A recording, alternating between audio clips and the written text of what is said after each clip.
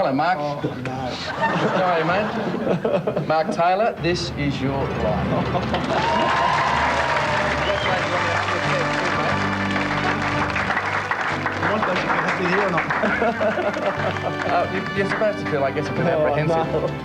Oh, I prefer to stick with what was up there, mate, already. Just do the post-match stuff and go back to the rooms, be good. Yeah, congratulations on your 100 tests. Thanks, mate. And we're going to have a wonderful night tonight. You thought you were going to go to a team sponsors dinner, didn't you? I did. I was sort of hoping that. That's starting to sound really good too now. Well, I'm sorry, it's not going to happen. We're going to have a wonderful evening to celebrate you as one of our greatest Australian cricket captains. Oh, thank you, mate. Thank you very much. I look forward to that, I think.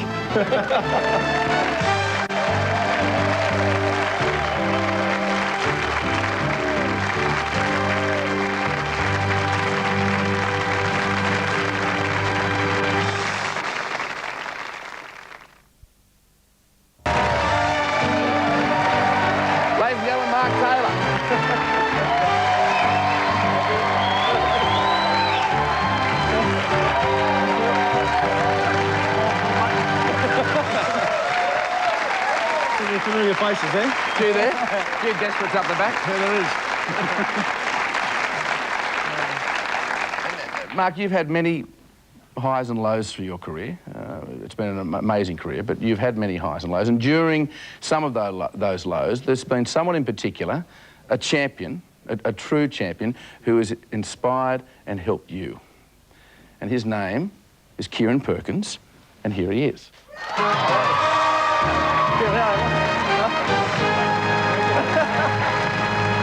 Now, you sent Mark a fax, didn't you? Yeah, it was in the lead-up to the '97 Ashes series. I think Mark was copping a lot of flack from the press, as can happen at times. And, you know, in the times when I've been through a bit of a trouble patch in swimming, you know, I've had a lot of great support from people all over the country, and I just saw what Mark was going through. I understood it a bit, and I thought that, you know, if I could just send a few words of encouragement, then, you know, maybe it'd help him along. Well, you really take heart from something like that, so I was absolutely delighted, and it worked out beautifully because after I failed in the first innings, I came out and made 129 in the second, and probably saved my career, so here's the man to thank. Kieran, thanks very much for joining us. Thanks, mate. Mark, would you please take a seat?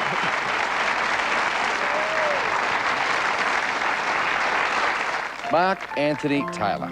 You're born in Leeton in country New South Wales on the 27th of October, 1964.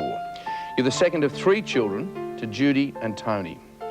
Your dad is with the old rural bank, and your mum is flat out looking after the family. When you're only 12 months old, you're admitted to hospital after coughing up blood. In a critical condition, you're placed in an oxygen tent for the next 2 weeks. You almost die before doctors finally diagnose a severe case of croup and manage to pull you through. But they damage your vocal cords along the way. How? Oh, you can tell me. I don't really know. We're told that you can't sing. Well, I don't know about that.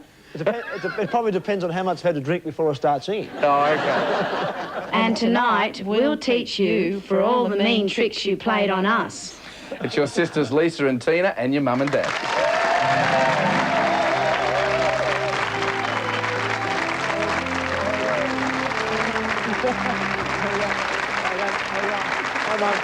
Yeah, thanks very much. Thank you. I really needed this. Judy, if I could just start with you, how bad was he? He was very mischievous, but he was very loving and caring too. He was. Hard to find? Yes, he used to I used to lose him and Tina regularly, but he was good. He was good though. He always used to help out when necessary, you know. Now, Lisa, as a big brother, what was he like? Horrible. What are most big brothers like? He used to have a bug catcher, and he got it for his Christmas or birthday. I don't know what it was. And I had a fear of everything crawling or flying when I was young. And Mark filled the bug catcher up with moths and then waited till I went to the toilet and opened the door and let it go. And to this day, I still hate moths. Tina, was he as bad with you? I've been waiting 35 years for this moment, Mike. Everyone in Australia thinks he's wonderful. He is not. I mean, I have many terrible stories, but one of my old favourites is in high school. I was in Year 12 and Mark was in Year 11, so it was not childhood things. We used to catch the bus from Epping to St Leonard's, and I used to be all dressed up for prefect functions, my hair done nicely, and Mark used to get on the bus with his friend Marinko, I hope you're listening, Mink, and get and rub my hair and mess my tie, and so by the time I got to St Leonard's station, I looked like I'd done 10 rounds with Joe Louis. I was an absolute mess. But I bet if you were ever in trouble, he'd be there for both of you. Yes. Oh, that's a big deal. Think about that one. Tony, apart from all this, you must obviously be very proud of him. Yes, yeah, we're very proud of him. How couldn't you be? How couldn't you be? However, you know, I thought tonight might have been the opportunity to collect 9,473 litres of petrol for running him all over the Riverina, and I'm still waiting to collect that amount. I'd also, you know, I'd like to thank him at this stage for providing me with 2 beautiful grandsons. I don't know how he did it, that's all. Neither do I wasn't home long enough. Yeah, exactly. I still believe in the Immaculate Conception. And he made South Wagga Primary under-9s Australian rules side, and bought him a new pair of boots. He was picked in the back pocket, but it coincided with a sex education lecture at the school. So I had to operate to get the boots off to get into the sex education lecture. He did very well. He answered all the questions. I thought, this is the chance. He's going to ask me. When we leave here, I'm going to get all the questions. And so we did, and we're wandering up towards the car, and the breath goes in. I think, here he comes. Yeah. Dad? Yes, son.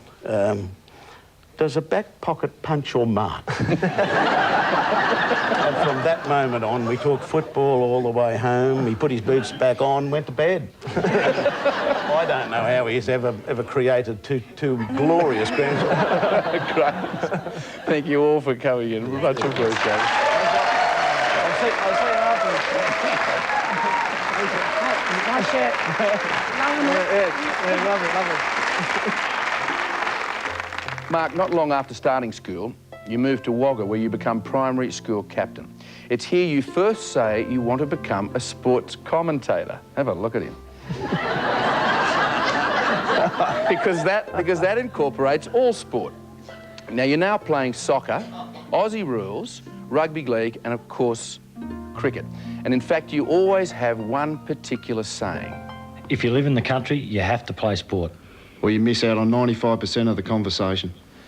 It's your 2 childhood mates, Ben McCormick and Paul Hawke.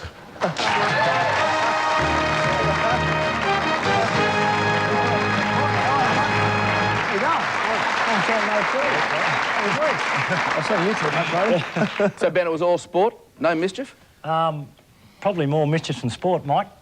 I remember one story. We used to get out in our backyard and play, and we dug this pretty big hole and covered it in leaves and sticks and what have you. And you dug the hole, didn't you? You made me do it.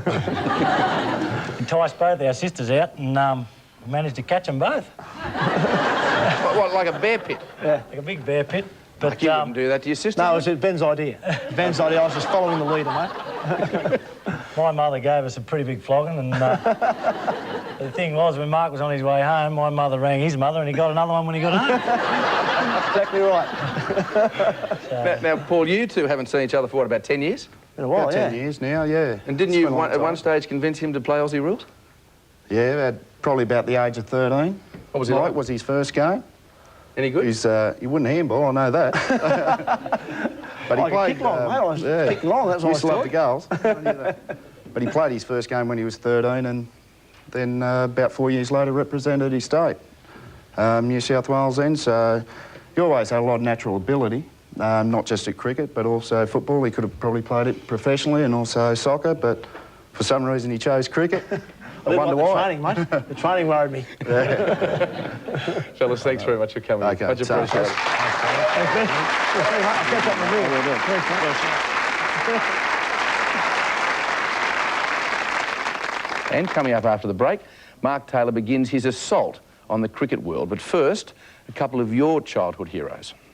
I've always been able to identify with Mark Taylor as a player and with his career because we played fairly similarly. Our approach was quite similar, and we went through tremendous highs and lows in our careers as opening batsmen. Now, depending on which way you look at it, to open the batting in Test cricket is by far the toughest job in cricket, and as far as I'm concerned, Mark Taylor has been one of the very best. Mark, it's a great honour to speak about you on this big night.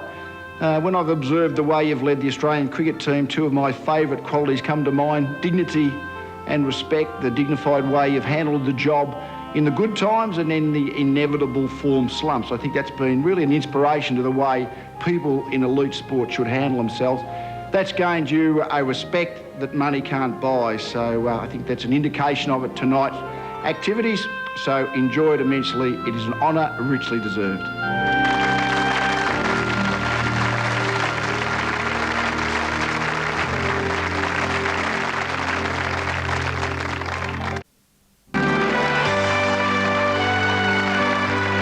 Great socks from the kids.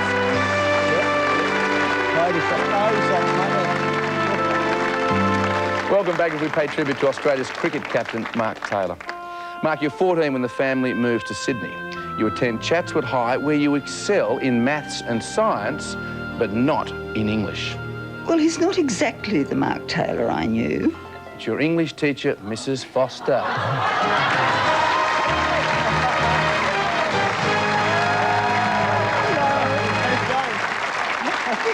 Nice to see you. No, you're still teaching. So what was he like at English, Mrs. Foster? Not very good. I tried, though. I tried hard. Yeah, did you? Didn't he like Shakespeare? No, we locked horns over Shakespeare, and I didn't succeed in that way. But he's got wonderful punctuation and grammar and spelling in his books. This is the whole irony, Mike. I could hardly get him to write a few paragraphs in an essay, and now here he is writing books, and I'm buying them. I'm glad to hear that. And asking for your autograph. Something astray somewhere. Something's wrong, isn't it? Something's very wrong. A complete turnaround. And I do want to say this, though. Please. Even though he was very naughty about talking all the time in class, practising to become Captain Loquacious, which I read about in one of your books, I could have predicted the kind of man he would become, because even at school, he was always a very fine character. Oh, thank you. Nicely said. Thank you very much. Thank you very much for joining us. Thanks a lot. Good to see you again.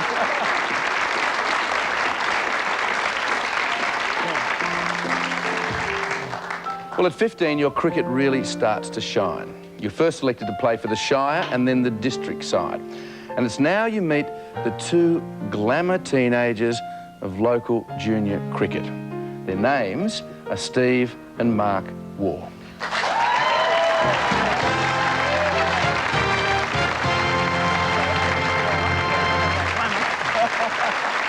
Hey, Mark, how are you, mate? Mike, yeah. We've done this before, haven't we? How did you find him as a teenager, Steve? I don't think he's changed much over the years. Obviously loved his sport, enjoyed a good laugh with his mates. Bit of a larrikin, but and didn't mind a drop or two of the odd beer. I think he probably introduced a couple of shy city boys to alcohol during our under-19 tours. I'm surprised we actually went on and kicked on and played for Australia, but no, he hasn't changed much over the years. Did you think being brought up in the country helped him? Possibly. I think as a cricketer it probably does, because you tend to stand out a bit more if you're a good player playing for the country sides, and Mark used to think that the Waugh brothers picked the sides anyway, so he probably had a big hand in his career. But yeah, it was probably harder for his cricket though. I guess you're playing on different sort of wickets all the time and travelling a lot, but it prepared him okay for what he's done now. Mm. And Mark, you tell us he had a nickname, is that right, as a kid? He had a few nicknames. I think Stodgy is probably the most common one. I'm not sure whether it was his physique or his batting style, but anyway. Probably a combination. It's pretty well. What was a combination? All right, guys, thanks for coming in. Much appreciated. Cheers.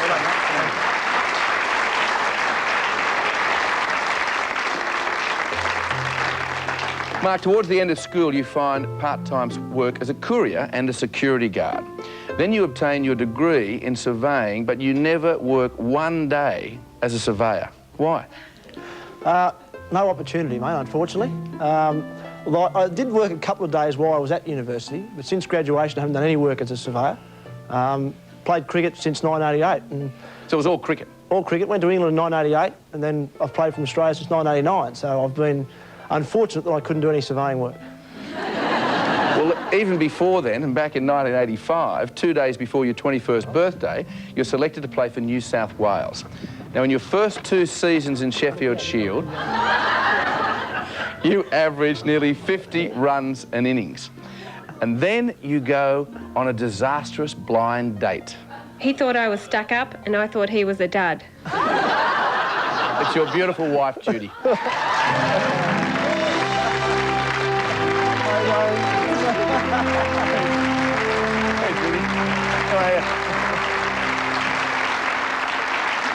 Why was the date so bad?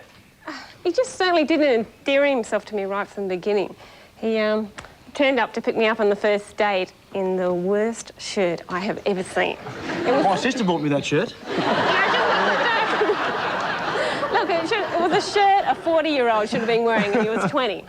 And then even before introductions, he's come out with a couple of smart remarks about a plastic wine glass I was drinking out of. And then to top things off, he's gone, "I'll never forget your name. It's the same as my mum's." And I thought, great. A mummy's boy. Yes, I thought, oh, no. Now, jokes aside, has it been hard over the years being married to the Australian cricket captain?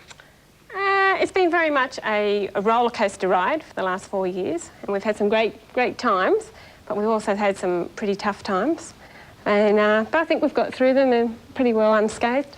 So. Yeah, I mean, there have been some pretty, unfortunate things said in recent years, haven't there? Yes. But what doesn't kill us makes us stronger. And it has? Yes, sure. I think so. Yeah. Would you take a seat next to me? Thank you.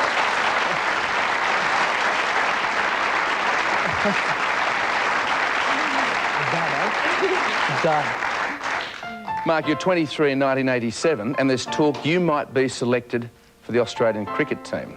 But the rumours are wrong. They're actually talking about Peter Taylor. You're also out of form, and all this confusion is so disappointing you now even consider giving up the game altogether. So you and Judy move to England, where you take up a professional job for Greenmount Cricket Club. And it's here you meet some very dear friends, including Neville, who sends you this message. Hi Mark, as you can see I'm sat here at Greenmount just casting my thoughts back to 1988 when you came over here as our club professional. What you achieved for this little village cricket club was nothing short of a miracle. You won us a league championship in one of the strongest leagues in Lancashire, you broke every league batting record, and you served the club with total dedication. We send our love and best wishes, and have a great night, mate.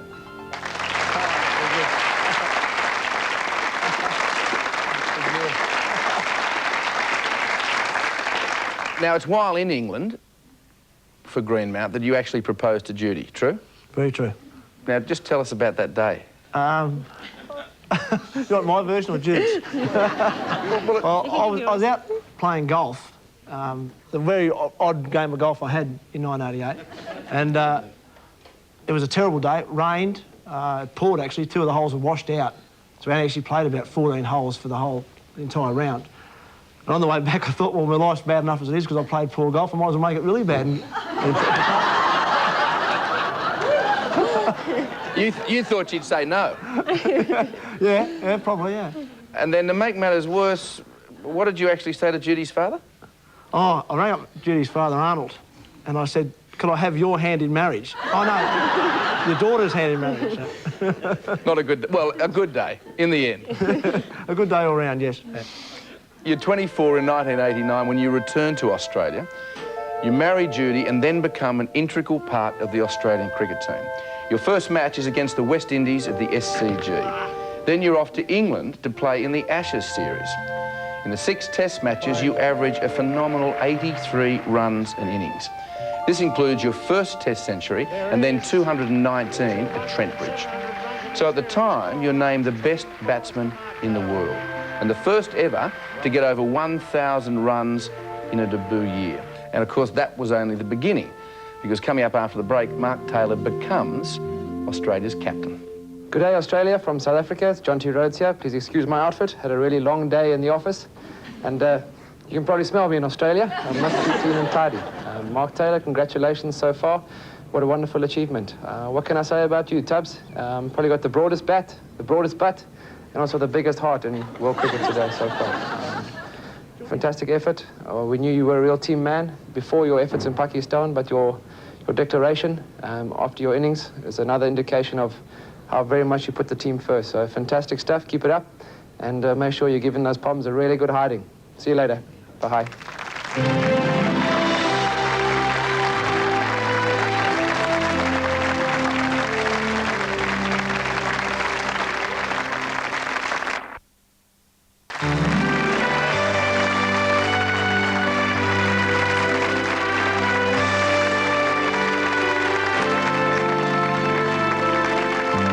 Welcome back to our tribute to Australia's cricket captain, Mark Taylor.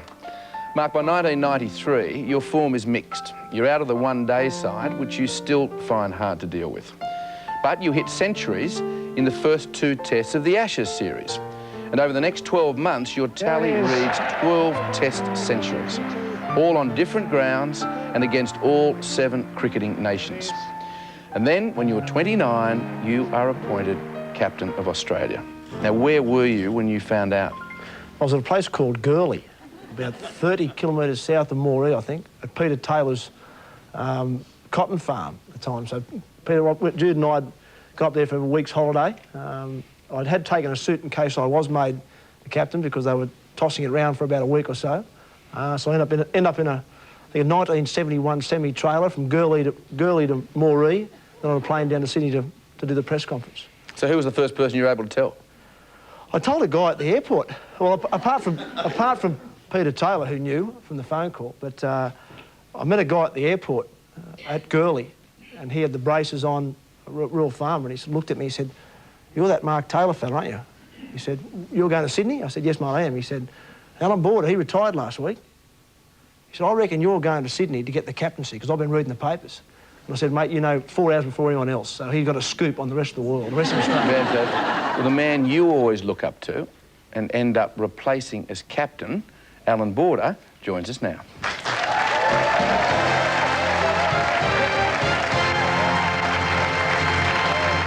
Alan, how are you? Now, what's this bloke really like? He's been a tremendous ambassador for cricket, and you know, he's handled the pressures of captaincy so well. It's just been phenomenal. And that's Mark Taylor, the cricketer. But Mark Taylor, the golfer, is an absolute shocker. he really is, and he swears and carries on, and he does the worst possible thing golfers can do. He's a club thrower. I remember one time playing with him, I think it was in India, and the usual sort of dramas about, you know, how unlucky he is, and he always gets the worst lie, and how lucky I am. And anyway, he's carrying on like a good sort. We get to about the 7th hole, I think it is, and he's teed up, and he's got a bit of a Nancy boy swing. And he's sort of, the usual dongers on the top of the head, and it goes about 20 yards, and here we go, Mount Vesuvius. So he goes to throw the club after the ball, and he sort of hangs onto it a bit too long, and it goes woof into the air, and it goes over this big high fence. And it was quite interesting seeing the Australian captain climbing over this 5-metre high fence, trying to get back his higher club to get around. Which went further than the ball? It did go a lot further than the ball. Most of his club throws did. Alan, thanks for coming in. Yeah, thanks, mate. Yeah,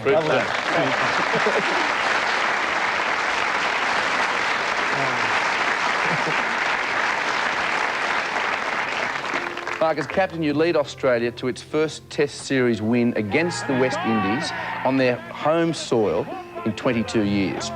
But your own personal form starts to sag badly. Although your average is still over 45 runs in innings, the headlines become scathing. At the end of '96, you beat the West Indies again, but your average against them is now down to 23. The media starts to call for your sacking. Now, at one stage, you actually compare yourself to a convicted murderer, true? Yeah, something like that, because every time I walked into a press conference, I felt like that. The questions were very much the same. It was almost like a jury were trying to trick me into some sort of question about why I was failing. It was almost like, hey, you're obviously meaning to fail. You're obviously meaning to bat that badly. Why are you doing it? And that's how I felt every time I walked into a press conference. Well, in typical style, you always look on the positive side. And helping you along the way are some good friends. And those friends are here again tonight. Your mentor, Neil Marks, your best mate, Jack Hughes, and Olympic athlete, Raylene Boyle.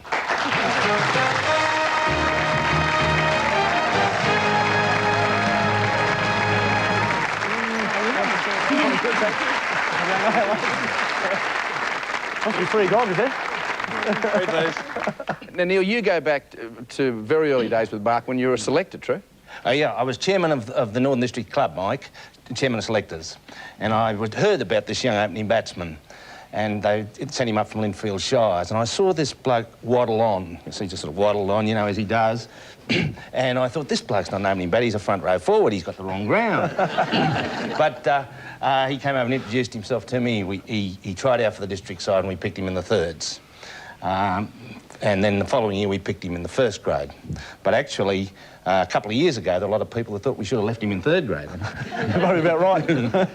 and Mark, of course, during those bad times, when the media was giving you a hard time, you actually turned to Neil too, didn't you? Yeah, very much so. One of the things I asked Neil, I went round to his place one day and I said, mate, what have I got to do? Can you see anything that I'm doing differently now that I was doing a year or two ago, whatever? He said, Mark, I've got some advice for you. He said, get your cricket bat, put it in your cricket bag, put your cricket bag under your bed, pull out your golf clubs and go and play golf. And that'll solve your problem. And it's probably one of the best pieces of advice I've ever had because, as I mentioned earlier, I'd spent that much time thinking about and talking about what I was going to do to get out of form, that the more I talked about, the worse I was getting. So the best thing I could do was try and get away from the game for a while and just get back to trying and enjoying it. Didn't improve your golf, though, did it? No. Well, throwing those now I can throw the clubs, not so much the cricket bat. And Raylene, you had some advice for Mark too, didn't you? Yeah, I was at a press conference one day and Mark was being attacked and I thought, God, this is ridiculous. It wasn't even about cricket, the press conference. And basically, I think I said to Mark, you know, forget about the past season, think about the future season and get out there and let your bat do the talking, because that's what it's all about. A lot of people probably don't realise that behind the scenes, Mark does a lot of other work aside from cricket. We're founding members of the Sporting Chance Cancer Foundation and Mark and I are raising money all the time, along with Jack and his brothers, to put out scholarships for research into cancer. So hopefully we're going to help the community in that way. And, you know, Mark is really very generous with his time. Yeah. And of course, Jack, you guys go back a long way, don't you? Oh, yeah. And, you know, I think... You're his best man? Well, I was his best man, yes, and he was my best man. And we've had some great times together, and usually those times are at a family barbecue or get-together, and we'll probably go around to Mark's place, and usually he's had a good knock or something just recently, so, you know, we'll pat him on the shoulder and say, you know, great ton, you know, great innings, and he'll sort of say, well, you know, where's the pay, you know? I'd say, what? He said, well, I think you better start paying me now if you want to be my mate, you know. He said, I think $50 a week will do. And I go, oh, well, yeah, I forgot my checkbook. $50 a week? Yeah, I know, it's a bit stiff. He's an expensive friend. Hey, you're supposed to tell the truth on national TV. I thought, well, I forgot my checkbook, but I thought, well, you know, now's a good time, maybe I should pay up. I've known him for 16 years, and that's about 832 weeks and $50 a week. And I'd just sort of like to present Mark, you know. Check. Oh, really? $41,000. So good. Thanks for being my mate. It's about time, too. It's about time. Did the other 10 players get a share of that? You happy with that, Mark? 41,500, is that enough? I'm always a bit concerned about his maths, though, because when we were at uni together, I had to help him through that. So I'll say sure. I'll check that later on, but it seems okay. Those stories. Thank you all for joining us. Much appreciated. Thanks, Jack. Thanks for nothing.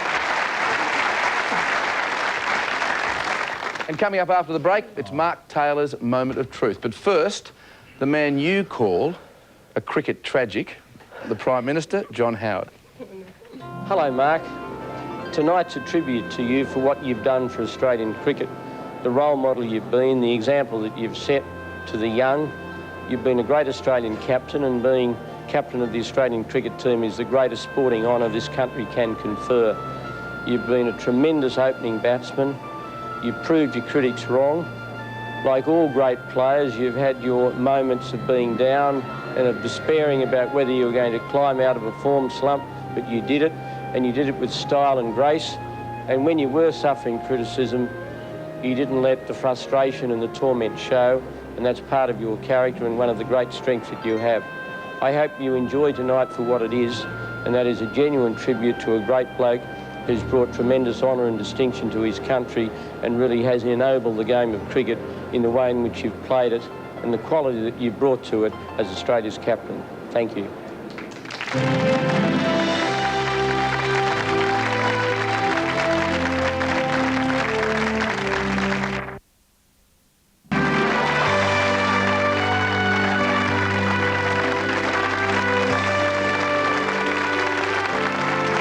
Welcome back.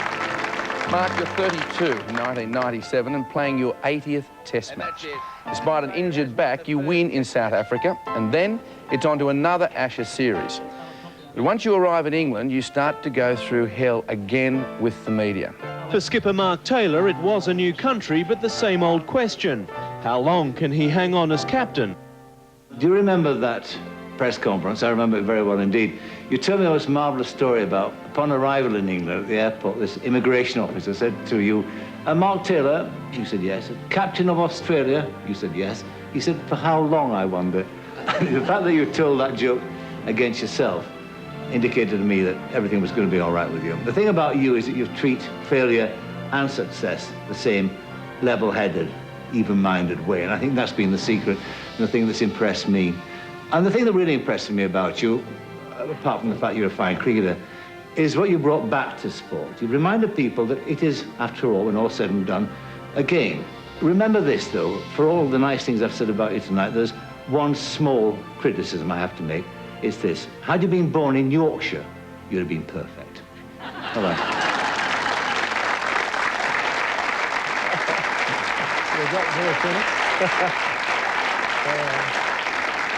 You're being given such a hard time now that your captaincy, even your place in the team, is now on the line, and it's your moment of truth. And in one of cricket's most courageous innings ever, you score 129 in the first test and take the series 3 tests to 2. It's your third successive win against England, and now the weight of the world, Mark Taylor, is off your shoulders. And sharing all that are all your desperate teammates who join us now.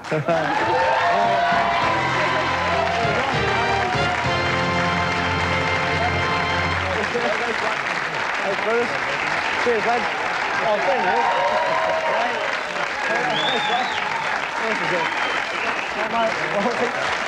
Casper.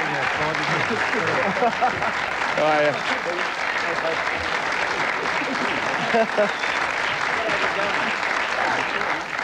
you? Ian Healy, you're sort of the talker of the team. You stand next to him for hours on end all the time. Any particularly bad habits he's got? We've come up with 2 bad habits, probably. It's a bit of chewing going on in the background there. We all know he's a great player, great captain, and probably most importantly a great bloke. But he's a shocker for biting his fingernails. He bites them right down to the bone and then moves on to the next one. And then while he's on the field, he chews gum to overcome that, and at good pace. With the wide open mouth. So in the slips it's quite deafening. We don't hear the crowd very much. So tonight, Tubbs, we've chipped in. We thought about a truckload of false nails for you, but we got you enough gum to get you through the first session of next week's test, mate.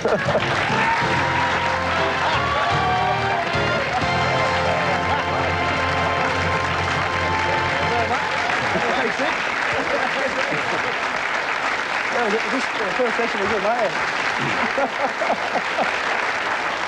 What do you reckon, Mark? That'll keep you going for a while? That'll do me, probably, maybe just over the first session of the next test match. Yeah. It should get me through maybe the first day. Depends on how well we bowl. Yeah, that's right. Well, don't go away, because coming up after the break, more tributes just keep coming for Mark Taylor. But first, let's hear from another couple of your mates.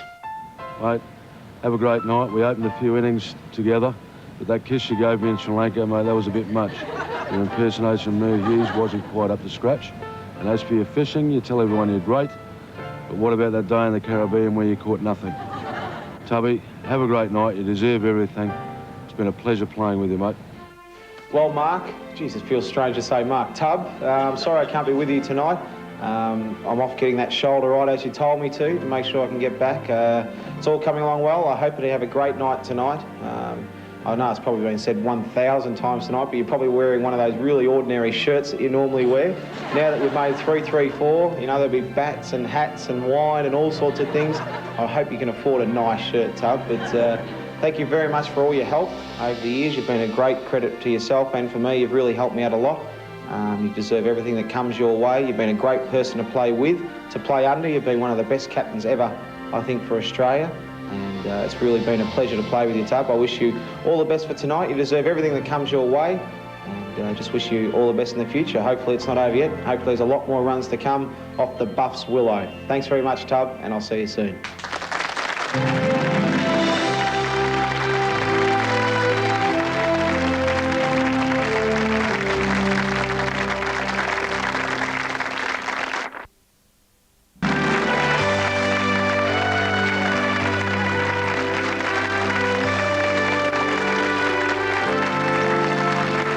Welcome back as we salute Australian cricket's Mark Taylor. Mark, this year you carry the bat against South Africa, scoring 169. But then, in Pakistan, in one of the great milestones in the history of cricket, you equal Australia's highest ever score of 334, set by Bradman. And it's a feat which even inspires this song.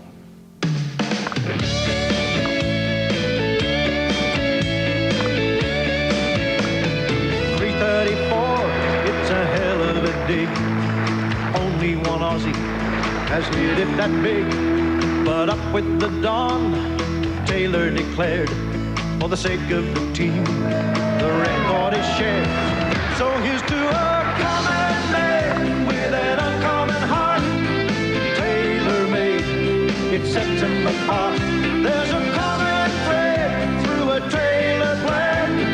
Never say die. That's the mark of the man. Never say die. That's the mark of the man. Series 4 runs, 24 for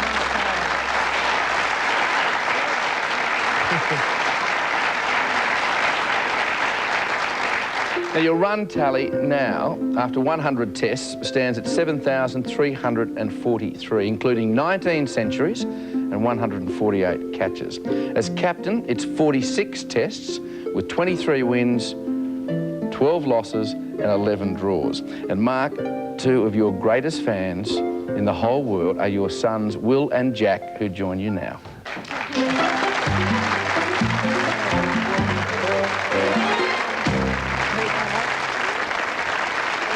He's dead. He's dead.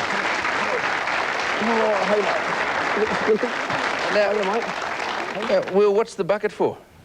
Because sometimes Dad drops easy catches. And what, you brought that along for him, did you? Mm. Oh, that's very thoughtful. Now, you also send Dad faxes, don't you? Mm. When he's away playing cricket, and you've got a fax in there. Can I get that out if I may? Maybe Dad could read that fax. Would that be all right? Dear Dad, happy 100th test. I hope you have a great night. You are a great dad. Love, William. We've got another one here. You want to read that one too, please? That one just says Jack and Dad. And there's a picture of Dad there on the front. Looks like it's back on the diet again. And Jack, you do some good things with Dad too, don't you?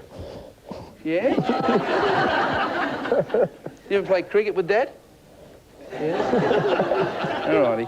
Why don't you two and take a seat over there with Mummy? Oh, you might. Okay.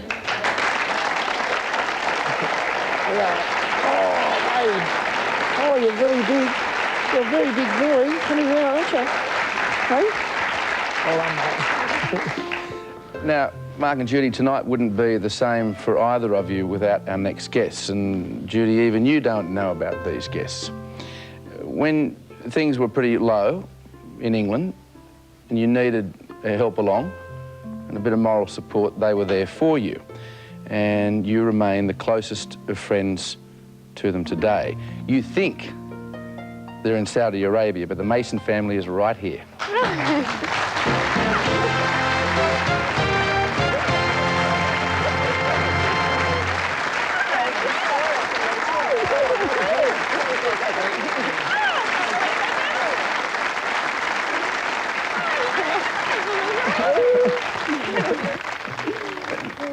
Now, Judy, you were only talking about the Masons today, weren't you? We heard you talking about Saudi Arabia. Yes, yes, we've kept in contact since they've been over there, but I must admit it's really difficult just trying to get through over to Saudi, so we haven't heard from them for quite a while. But you're no longer there, are you? No, we're back in the UK now. That's why we haven't been able to get them. Even the Taylors didn't know that, and you've gone back over for work? You found us, though. And Dave, if I could ask you, just how close are the families? Yeah, we've known each other for 10 years, and you know, with the kids and with Greenmount and all that sort of stuff, and it's been a privilege to know you. We really are proud, you know, to say you're our friend. And we thank you a great deal because the Masons came with 48 hours' notice. You ready for holiday, mate? I'm going back tomorrow. Thank you very much. Please take a seat.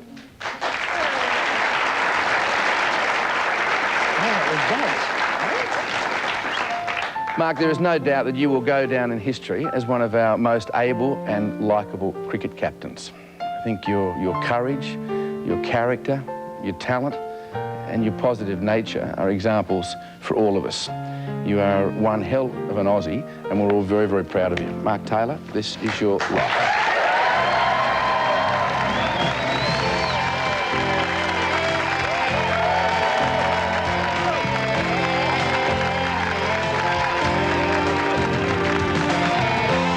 When in Brisbane, our guests choose to stay at the